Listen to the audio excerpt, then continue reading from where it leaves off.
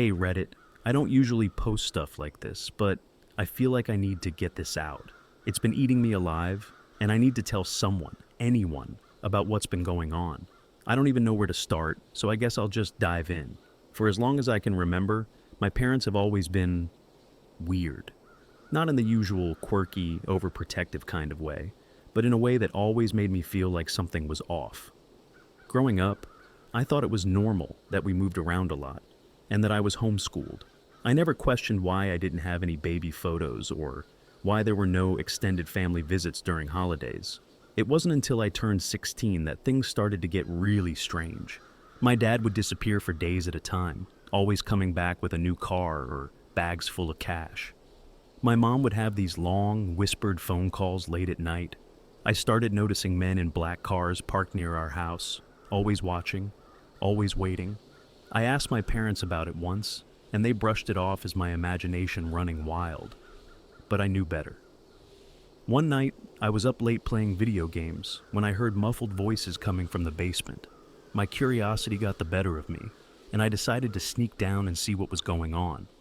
The door to the basement was always locked, but that night it was slightly ajar. I crept down the stairs, careful not to make any noise. What I saw still haunts me. There were 3 men standing in the middle of the basement, surrounded by open crates filled with weapons, drugs, and stacks of money. My dad was there, handing a briefcase to one of the men. They were talking about a delivery, something big that was happening soon. I was so shocked that I almost tripped over a loose floorboard. My dad looked up and saw me. His face twisted into an expression of pure rage. He shouted something at the men, and they all turned to look at me. I bolted back up the stairs and locked myself in my room, my heart pounding in my chest. The next morning, my dad acted like nothing happened, but things started to change. They were more secretive, more paranoid.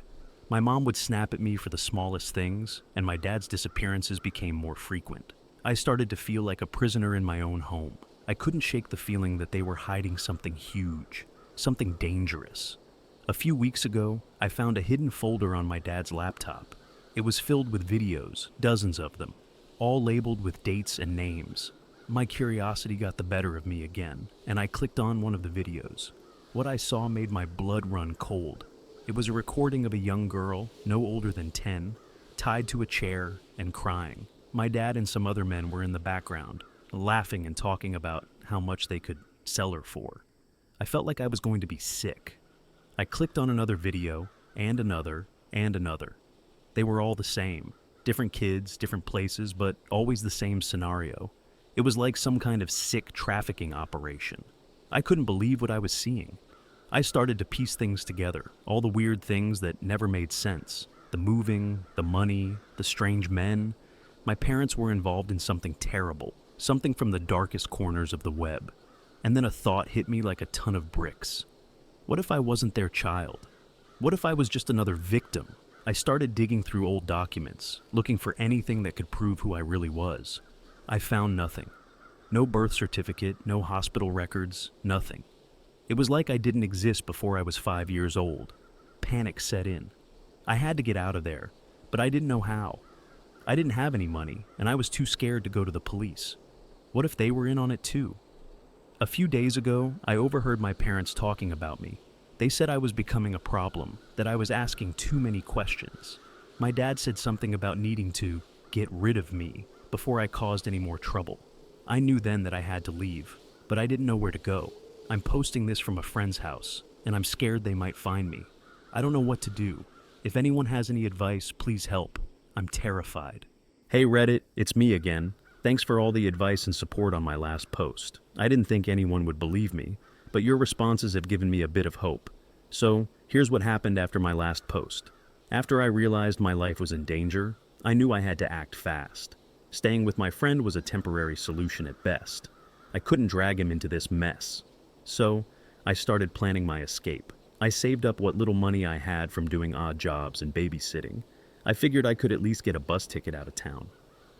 One night, while my friend was asleep, I snuck out and headed to the bus station. I felt like every shadow was my parents or one of their goons. My heart was pounding, and I could barely keep my hands from shaking. When I finally got to the station, I bought a one-way ticket to the furthest city I could afford, a small, nondescript town several hours away. The bus ride was the longest few hours of my life. I kept looking over my shoulder, expecting to see someone come for me. I couldn't sleep, couldn't relax. When I finally arrived, I felt a small sense of relief. But I knew I wasn't safe yet. I needed to find a place to stay and figure out what to do next.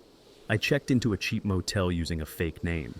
The room was dingy, and the smell of mildew was overwhelming. But it was better than being at home.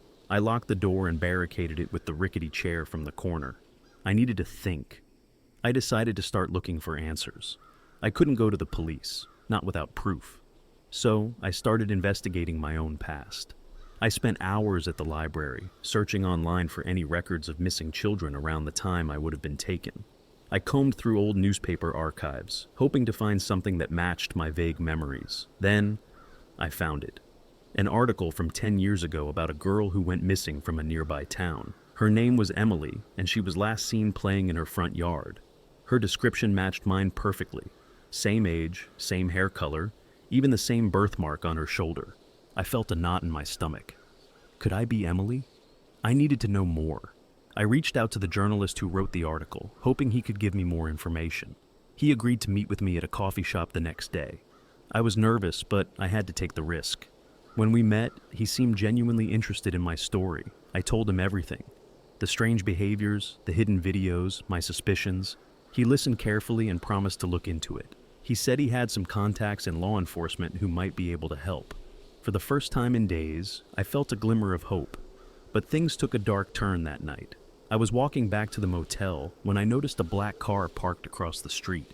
My heart skipped a beat. I tried to convince myself it was just a coincidence, but as I got closer, the car door opened and a man stepped out. It was one of the men from the basement. My blood ran cold. I turned and ran, not looking back. I could hear him shouting, calling for backup. I darted through alleys, jumped fences, anything to get away. My lungs were burning and my legs felt like lead, but I couldn't stop. I found a small abandoned warehouse and hid inside, trying to catch my breath. I stayed there all night, too scared to move. When morning came, I knew I couldn't stay in that town any longer. I needed to disappear, to go somewhere they'd never find me. I left everything behind and started walking, hoping to find a ride out of town. That's where I am now, sitting in the back of a truck with a friendly trucker who agreed to give me a lift. I don't know where I'm going, but anywhere is better than where I've been. I'll update when I can. Thank you for listening. Hey Reddit, it's me again. I wish I could say things have gotten better, but they've only gotten worse. After the last update, I was on the road with that trucker, who seemed like a decent guy. He dropped me off in a small town a few states away, far enough that I thought I might finally be safe. But I was wrong. I found a cheap room to rent from an elderly lady who didn't ask too many questions. I used some of the money I had left to buy a burner phone and a cheap laptop, hoping I could stay off the radar while I figured out my next steps. I decided to reach out to the journalist again to see if he had found anything. He responded quickly, more urgently than before. He told me he'd dug up some more information about my parents, but he was too scared to send it over email. He asked me to meet him in person, this time in a nearby city where he could ensure we weren't being watched. Reluctantly, I agreed. I took a bus to the city and met him at a crowded diner. He looked tired, like he hadn't slept in days. He handed me a folder filled with documents, photos, and notes. As I flipped through them, my hands trembled. There were pictures of my parents with known criminals, transactions linked to human trafficking rings, and reports of missing children from various towns we'd lived in. But the most chilling part was a birth certificate with my name on it. Emily, not the name I'd grown up with. It confirmed my worst fears. I wasn't their child. I was their victim. The journalist told me he'd uncovered enough to go to the authorities, but he warned me that my parents had powerful connections. He advised me to disappear completely, to change my identity and start a new life far away. As much as I wanted justice, I knew he was right. Staying meant certain death. Before I left, he gave me a number for a contact in a safe house network. He said they could help me start over. I thanked him and made my way back to the town where I was staying. On the bus ride back, I couldn't shake the feeling that I was being followed. Every person who glanced at me felt like a potential threat. When I got back to my room, I packed my things in a hurry. I called the number the journalist had given me, and a woman's voice answered. She gave me instructions to reach a safe house a few states away and told me to get there as soon as possible. I could hear the urgency in her voice. I left that night, taking only what I could carry. I traveled mostly on foot, hitchhiking when I could, always looking over my shoulder.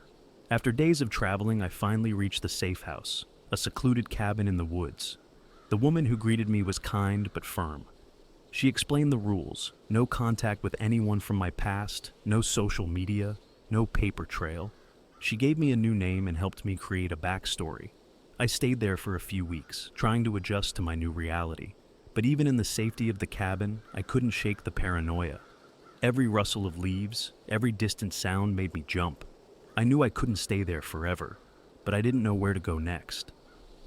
One night, while I was trying to sleep, I heard voices outside the cabin. I peeked out the window and saw flashlights moving through the trees. My heart sank. They'd found me. I grabbed my things and slipped out the back door, running as fast as I could through the dark forest. I could hear them behind me, getting closer. I tripped and fell, scraping my hands and knees on the rough ground, but I didn't stop. I ran until my lungs burned and my legs gave out. I found a small cave and hid inside, covering myself with leaves and branches. I stayed there all night, too afraid to move. In the morning, I cautiously made my way out, my body aching and my mind racing. I knew I couldn't keep running forever. I needed to find a permanent solution. I'm currently in a small town, trying to keep a low profile. I've managed to find a part-time job at a diner and a place to stay with a kind old man who doesn't ask questions. But I know this peace is temporary. They're still out there, and they won't stop until they find me. I'm planning my next move, but I'm running out of options. I don't know how much longer I can keep this up. I'm scared, tired, and alone.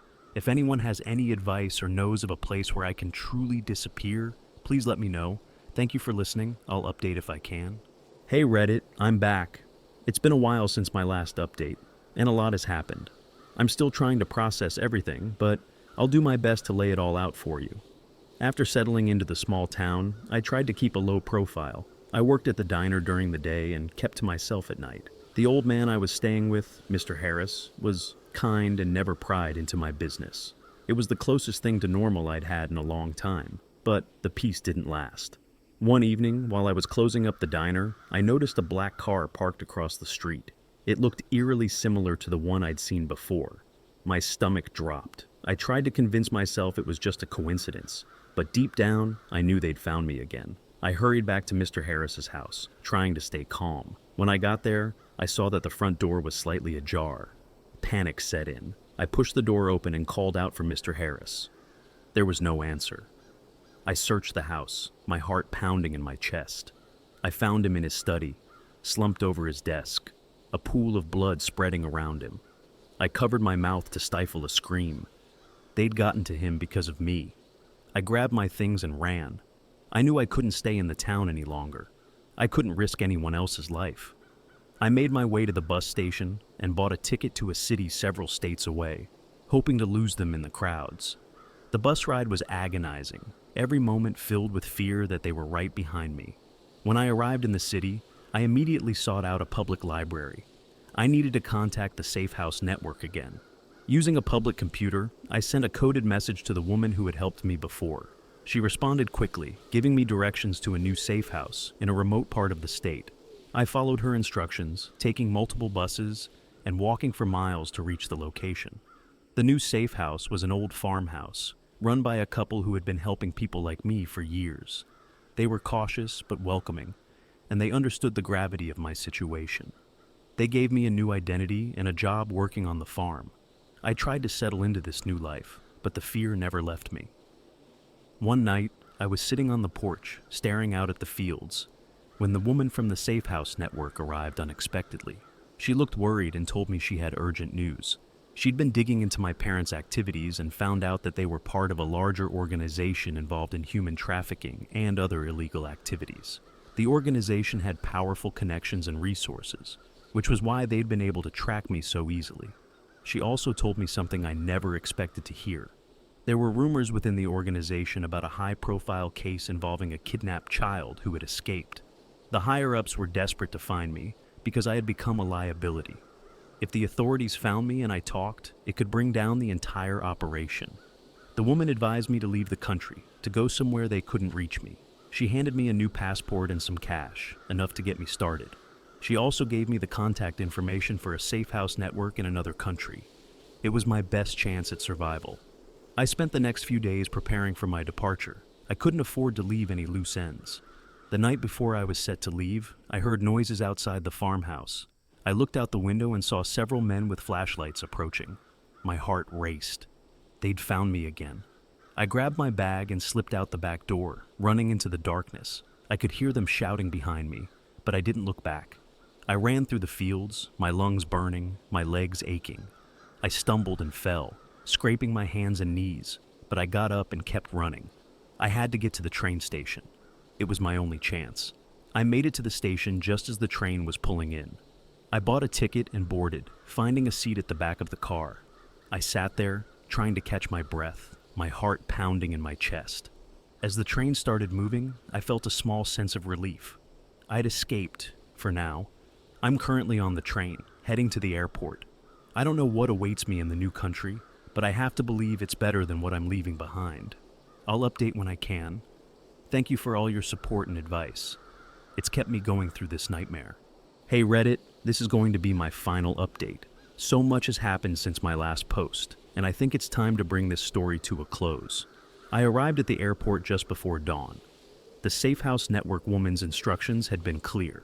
Head to a specific terminal, use the passport she gave me, and board the earliest flight to the country where the next safe house was located. I did exactly that, every step fueled by the desperation to finally be free from this nightmare. The flight felt like it lasted forever. I kept looking over my shoulder, expecting to see someone from my past life come after me. But no one did. The plane landed smoothly, and for the first time in months, I felt a glimmer of hope. Maybe this was it. Maybe I was finally safe. The safe house contact in the new country met me at the airport. He was an older man with a kind face and gentle demeanor.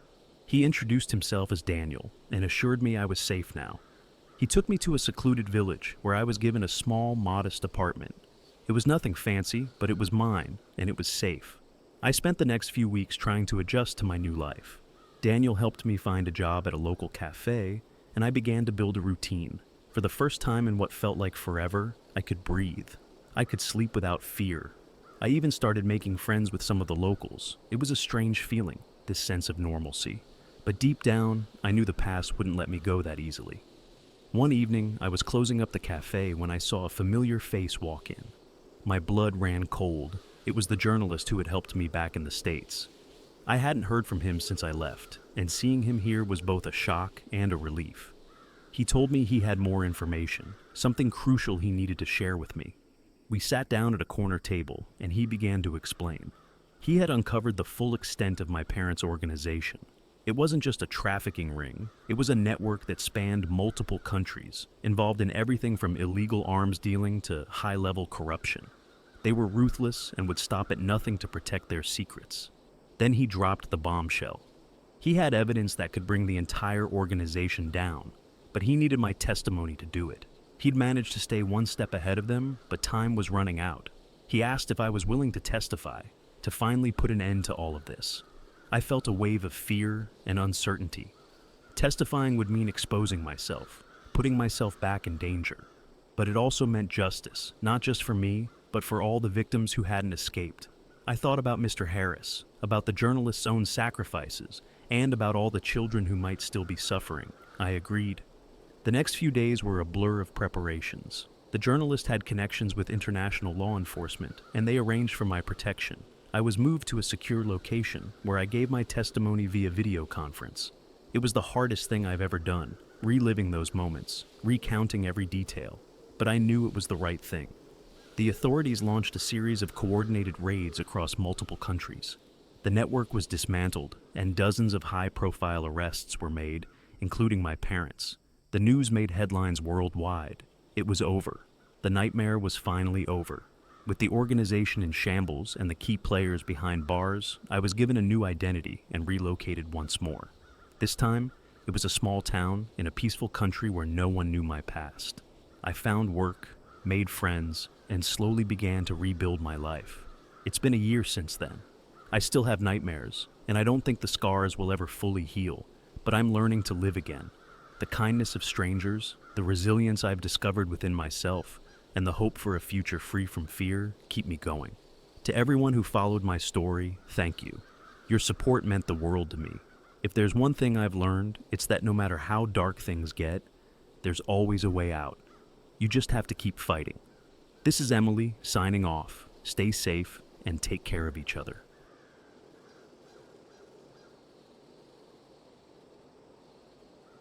Hey everyone, I've been a lurker here for a while, enjoying reading all your creepy stories, but I never thought I'd have one of my own to share. I feel like I'm living in a nightmare, and I need to get this off my chest before I lose my mind. I'm hoping someone here can give me advice or at least help me make sense of this. It started a few months ago when I got curious about my parents' increasingly odd behavior. I'm 17, living at home with my mom and dad. For most of my life, things seemed pretty normal, but as I got older, I started noticing things that didn't add up. My parents have always been super secretive, but I chalked it up to them being old-fashioned. I didn't think much of it until recently. One night, I woke up around 2 a.m. to the sound of muffled voices coming from the basement. My parents had always told me the basement was off limits because it was dangerous. Something about asbestos or structural issues. But curiosity got the better of me, so I decided to sneak downstairs and see what was going on. As I crept down the stairs, the voices got louder. I could hear my dad speaking in a hushed but agitated tone, and my mom occasionally chiming in. I got close enough to the basement door to hear them clearly. "We can't keep doing this, James. It's too risky," my mom whispered urgently. "We don't have a choice, Laura. The buyers are expecting another delivery. We need the money," my dad replied. Buyers? Delivery? I had no idea what they were talking about, but it sounded serious. I wanted to push the door open just a crack to peek inside, but before I could, the voices stopped abruptly. My heart pounded as I realized I needed to get back to my room before they caught me. I barely made it back upstairs and into my bed before I heard the basement door creak open and their footsteps on the stairs. The next day, I decided to investigate further. I waited until my parents left for work and then went down to the basement. The door wasn't locked, so I slipped inside. The basement was dark and musty, filled with old furniture and boxes. At first, I couldn't find anything unusual. Then, I noticed a small locked door hidden behind a stack of boxes. I spent the next few days trying to find a way to open that door. Eventually, I managed to pick the lock with a bobby pin. Thank you, YouTube. What I found inside still haunts me. The room was small, maybe 10 x 10 feet, and it reeked of bleach. There was a metal table in the center, with restraints attached to it. Along the walls were various tools, knives, saws, and other implements that looked like they belonged in a horror movie. My blood ran cold as I realized what this room was used for. I stumbled out of the basement, my mind racing. My parents were involved in something horrific, and I had to find out what. Over the next few weeks, I started paying closer attention to their behavior. I noticed that they were spending a lot of time on their computers, which was unusual because they were always technologically challenged. One night, I waited until they were asleep and sneaked into their office. I managed to guess my dad's password. It was my birthday, ironically, and what I found confirmed my worst fears. They were deep into the dark web, running some kind of trafficking ring. There were emails and messages detailing transactions, lists of products, which I now realized meant people, and discussions about delivery logistics. My stomach churned as I read through the vile messages.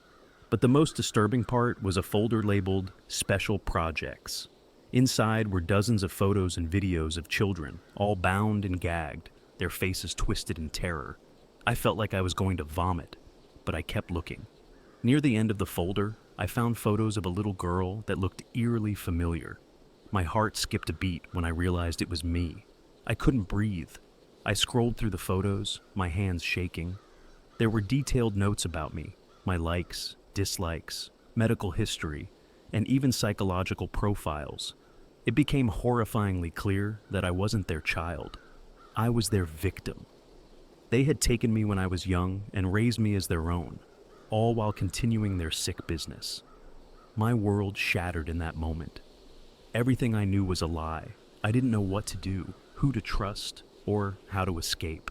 I've been pretending everything is normal, but I don't know how much longer I can keep this up. Every time I look at my parents, I feel a mix of rage, fear, and betrayal. I don't know what to do. I'm scared for my life, and I don't know how to get out of this situation without them finding out. If anyone has any advice, please, I'm begging you. I don't know how much longer I can keep this secret, and I'm terrified of what they'll do if they find out I know. Thanks for the responses, everyone. It feels a bit better knowing there are people out there who might believe me. Here's what's happened since my last post. After the horrifying discovery, I knew I needed to find a way out. But it's not easy when you're 17, still in school, and without any real money. I started planning my escape in secret, knowing I couldn't arouse any suspicion. I kept going to school, doing my homework, and pretending everything was fine. Inside, though, I was panicking. I started by gathering information. I made a list of everything I knew about my parents' routines and their contacts. I also saved copies of the files I found on my dad's computer onto a flash drive. I figured if something happened to me, at least there would be evidence. One night, I decided to test how closely they were monitoring me. I told them I was going to a friend's house to study, and then slipped out to the local library instead.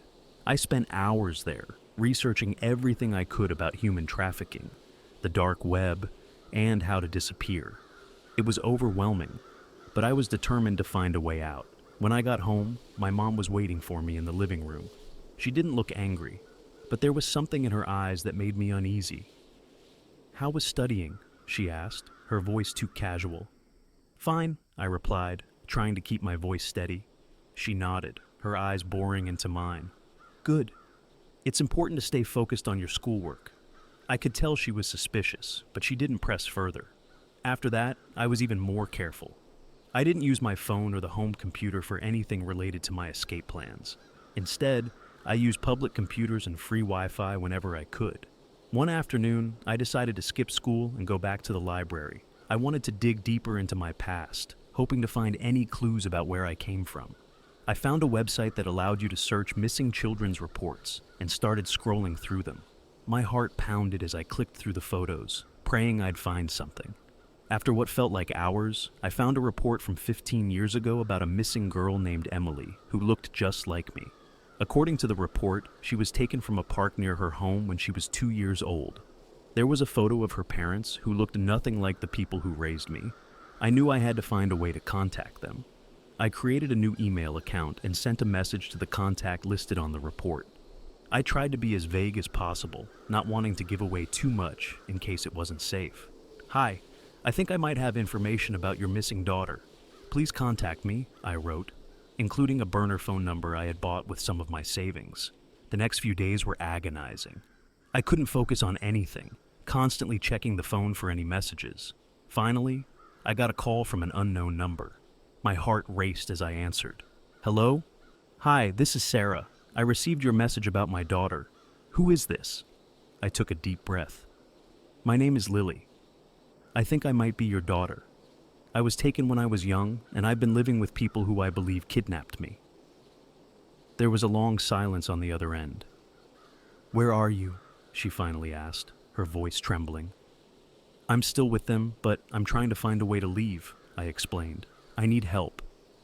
She promised to get me out, but we both knew it wasn't going to be easy. We couldn't involve the police directly. If my parents got wind of it, who knew what they'd do? Sarah and I decided to stay in touch through the burner phone, planning my escape. Meanwhile, things at home were getting tenser. My parents seemed more on edge, and I could tell they were watching me closely. One night, I overheard them talking in the kitchen. "We need to move the next shipment soon," my dad said. "We can't rush this. The clients are getting impatient," my mom replied. I knew they were talking about their trafficking business, but the thought of another child being taken made my blood boil. I had to get out and stop them. I decided to fake a school project that required me to stay after hours. It gave me the perfect excuse to be out of the house and meet Sarah. We arranged to meet at a diner a few towns over, somewhere my parents wouldn't recognize. The day of the meeting, I was a bundle of nerves. I went through the school day in a daze, barely paying attention to anything. When the final bell rang, I hurried out and caught a bus to the diner. I sat in a booth, my heart pounding, waiting for Sarah to arrive. When she walked in, I knew it was her immediately. She looked just like the photos I'd found online, but older and worn out from years of grief. Our eyes met, and she rushed over to me, tears streaming down her face. "Emily?" she whispered, her voice breaking. "Mom," I replied, and we embraced tightly. It felt surreal, but for the first time in months, I felt a glimmer of hope. We sat and talked for hours, piecing together everything that had happened. Sarah told me about the day I was taken, how she and my real dad had never stopped looking for me. They'd gone through hell, never knowing what happened to their little girl. But our reunion was cut short when I noticed a familiar car pull into the diner's parking lot. My heart stopped. It was my dad's car. I knew they must have followed me. "Mom, we need to go. Now," I said urgently. We slipped out the back, running as fast as we could. We didn't stop until we were several blocks away. Sarah called a friend who lived nearby, and we hid at her house, hoping my parents wouldn't find us. I don't know what's going to happen next. I'm scared they'll track us down, but I can't go back to that house of horrors. I need to expose them and save any other victims they have. If anyone has any advice on what to do next, please let me know. I'm desperate and running out of time. Hi everyone. Thanks again for all the support and advice.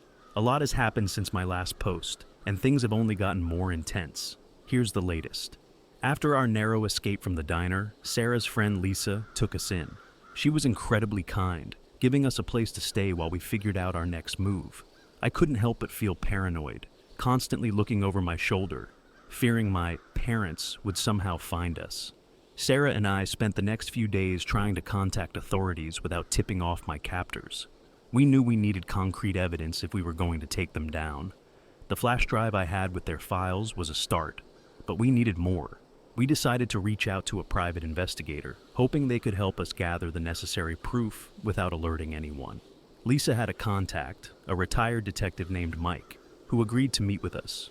He listened to our story without interrupting, his face growing graver with every detail. "This is serious," he said finally. "But if we're going to take them down, we need to be smart about it. Going to the police might tip them off too soon. We need to gather more evidence and plan a coordinated move." Mike suggested we plant hidden cameras and recording devices in the house to capture my parents in the act. It was risky, but I knew it was our best shot. We spent the next week planning, gathering the necessary equipment, and waiting for the right moment. I went back home, pretending everything was normal. It was torture, acting like nothing had changed, knowing the truth about the people I'd called my parents.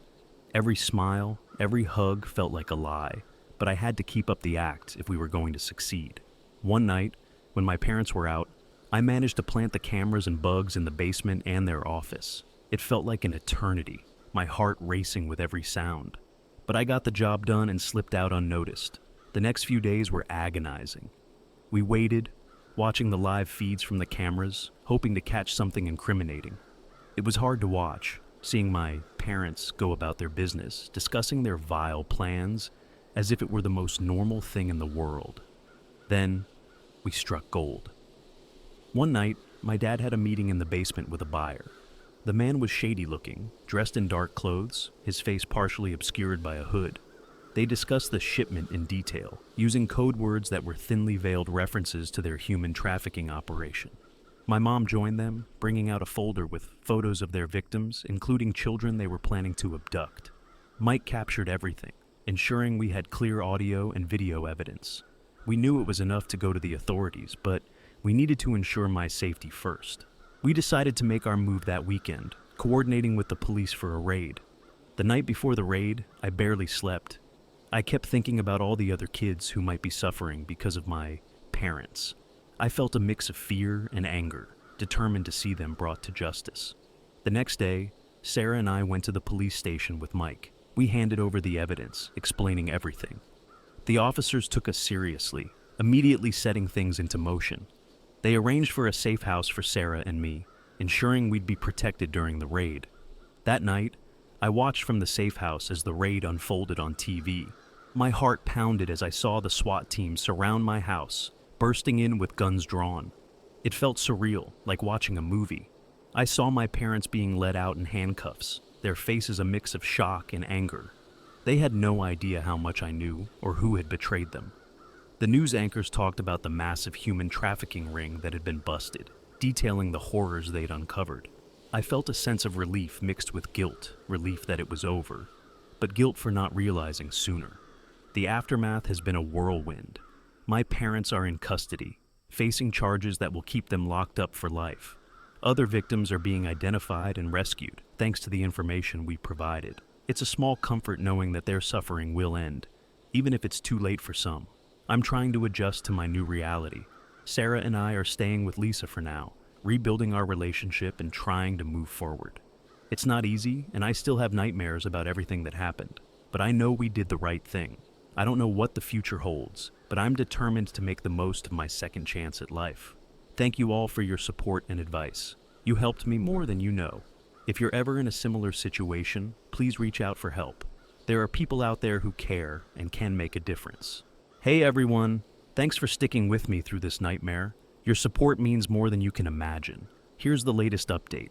After the raid, life didn't just return to normal. Far from it. The media frenzy surrounding the case has been intense.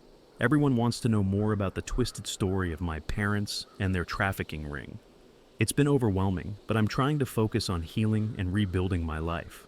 Staying with Sarah and Lisa has been a blessing, but it's also been a challenge. Sarah is trying to make up for lost time, and while I appreciate her efforts, it's hard to bond with someone who feels like a stranger. We're taking it one day at a time, though, and I'm hopeful that, with time, we'll grow closer. But just when I thought things were starting to settle down, something happened that threw me back into chaos. A few days ago, I received an anonymous email. It was brief, just a few words. "You're not safe. They're still watching." Attached was a grainy photo of me at the safe house, taken from a distance. My heart dropped. I showed it to Sarah and Lisa, and we immediately contacted Mike. Mike took it seriously, of course. He contacted the police, and they increased security around the house. They also traced the email, but it was sent through a series of untraceable servers. Classic dark web tactics. Whoever sent it knew what they were doing. The photo haunted me. I started feeling paranoid, jumping at every noise, constantly looking over my shoulder. The fear that my parents had allies who were still out there, watching, waiting, was suffocating. Mike suggested we move to a new location, a place where we'd be harder to find. The police agreed and set us up in a different safe house, this time in a more remote area. We packed our things and left in the middle of the night, hoping to stay one step ahead. The new safe house was a small cabin in the woods, far from any prying eyes. It was isolated, which was both comforting and terrifying. The quiet was unsettling, and every creak of the old house set my nerves on edge. Despite the fear, we tried to settle in. Sarah and I spent our days talking, trying to piece together my early childhood memories. It was frustrating. Most of it was a blur, but every now and then a small detail would surface. A smell, a sound, a feeling. It was like trying to piece together a puzzle with missing pieces. Then, a few nights ago, things took a darker turn. I woke up in the middle of the night to a strange noise. It sounded like someone was outside, shuffling through the underbrush. My heart raced as I crept to the window, peeking out into the darkness. I couldn't see anything, but the feeling of being watched was palpable. I grabbed my phone and texted Mike, who was staying in a nearby cabin with a couple of officers. Within minutes, they were at our door, flashlights cutting through the night. They searched the area, but found nothing. No tracks, no signs of anyone having been there. But I knew what I heard. I wasn't imagining it. The next morning, I found something that confirmed my fears. There was a small symbol carved into the wooden frame of the cabin's front door. It was a crude drawing of an eye, a symbol I'd seen in the files on my dad's computer. It was their mark, a way of letting us know they were still out there. We were moved again, this time to a secure facility with round-the-clock surveillance. It felt like we were in hiding, always running, never safe. The stress was taking its toll on all of us. Sarah was trying to stay strong, but I could see the fear in her eyes. Lisa was doing her best to keep us calm, but even she was starting to fray at the edges. Mike assured us that we were safe, that the police were doing everything they could to track down whoever was behind the threats. But it was hard to believe when every shadow seemed like a potential threat. In the midst of all this, I started having vivid nightmares. I'd wake up in a cold sweat, the images of those dark web files flashing through my mind, the faces of the children, the cold eyes of the buyers, the sinister smile of my dad. They haunted me. Sleep became elusive, and the line between reality and nightmare started to blur. One night, as I lay awake, I heard Sarah crying softly in the next room. It broke my heart to hear her so broken. I got up and went to her, wrapping my arms around her. We sat there in silence, holding each other, trying to find some semblance of comfort in the midst of the chaos. The next day, Mike brought in a psychologist to help us cope. Dr. Anderson was kind and patient, helping us process the trauma and find ways to manage our fear. It was a slow process, but bit by bit, we started to feel a tiny bit more in control. But the threats haven't stopped. We've received more messages, more photos, all with the same chilling implication. They're still out there, and they're watching. The police are doing their best, but whoever these people are, they're professionals. They know how to stay hidden, how to strike fear without being caught. I don't know what's going to happen next. Every day feels like a battle, trying to reclaim some sense of normalcy while living in constant fear. But I refuse to let them win. They've taken so much from me already, and I won't let them take my future. If anyone has any advice or has been through something similar, please share. I need to know there's hope, that there's a way out of this nightmare. Thank you for listening, and please, stay safe. Hey everyone, this will probably be my last update for a while. Things have come to a head, and I need to focus on getting through this. Here's what happened since my last post. After weeks of hiding, paranoia, and constant fear, we finally caught a break. Mike and the police managed to trace the source of one of the emails. It led them to a small group of people operating in the shadows of the dark web, connected to my parents' trafficking ring. It seemed they were trying to clean up loose ends, which included me and anyone helping me. The police orchestrated a raid on their hideout, similar to the one that took down my parents. The news reported the bust, detailing the arrests of several key members of the trafficking network. It was a significant victory, but it wasn't the end. The network was larger than anyone had anticipated, with deep roots and many branches. Despite the successful raid, we were still receiving threats. The most recent one was the worst. It was a video sent directly to my burner phone. The video showed a girl, no older than 10, bound and gagged, tears streaming down her face. A masked figure stood behind her, holding a sign that read, "You're next, Emily." Seeing that video shattered me. The cruelty and determination of these people seemed endless. I knew then that running and hiding wouldn't be enough. We needed a new plan, something drastic to end this nightmare once and for all. Mike proposed a bold idea. Bait them out. Use me as bait to lure the remaining members into a trap. It was dangerous, but it might be our only chance to take them down for good. I was terrified, but I agreed. I couldn't live the rest of my life looking over my shoulder, and I couldn't let more innocent lives be destroyed. We spent the next few days preparing. The police set up a secure location, equipped with hidden cameras, microphones, and plenty of backup. I would act as if I were alone, vulnerable, hoping to draw them in. It was a risky plan, but it was our best shot. The night of the operation, I was a bundle of nerves. I sat in the designated location, a rundown motel room, waiting for the inevitable. Mike and the police were close by, ready to move at a moment's notice. I tried to stay calm, but every sound made me jump, my heart pounding in my chest. Hours passed, and nothing happened. I started to wonder if the plan had failed, if they had seen through our ruse. Just as I was about to give up hope, I heard footsteps outside the door. My heart raced as the doorknob turned slowly. The door creaked open and a shadowy figure stepped inside. It was a man, tall and imposing, his face obscured by a mask. He didn't say a word, just stood there, staring at me. The room was silent, except for the sound of my own breathing. "I know you're here," I said, trying to keep my voice steady. "You don't have to do this." The man took a step closer, and I saw the glint of a knife in his hand. Panic surged through me, but I stayed put, knowing the police were watching and ready to intervene. He lunged at me, and in that split second, the door burst open and the room filled with officers. "Drop the weapon! Hands in the air!" they shouted. The man hesitated for a moment, then turned to run, but the police were too quick. They tackled him to the ground, disarming him and securing the area. I felt a wave of relief wash over me as they took him away.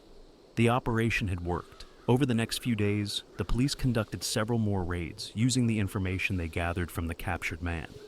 They arrested more members of the trafficking ring, dismantling the network piece by piece. It wasn't a complete victory, but it was a significant blow to their operations. With the immediate threat neutralized, I finally felt a sense of safety. It wasn't over, and it might never be entirely over, but for the first time in months, I could breathe. Sarah and I are trying to rebuild our lives, piece by piece.